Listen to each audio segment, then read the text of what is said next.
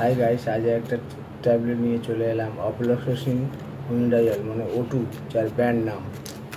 এই ট্যাবলেটটার কাজ হলো জলের মতো পায়খানা হলে এবং পায়খানায় দুর্গন্ধ বেরোলে তখন এই ট্যাবলেটটা ডাক্তারবাবু প্রেসক্রিপশন করে থাকেন একটা করে দিনে 2 বার। এটা পায়খানাটাকে নরম করে পায়খানাটাকে বন্ধ করে দেয়। এটা খুব ভালো ওষুধ এবং এটা এক ধরনের অ্যান্টিবায়োটিক। 18 বছরের ওপর থেকে যে কেউ এটা খেতে পারেন পাতলা পায়খানার জন্যে। এটা একটা করে দিনে 2 বার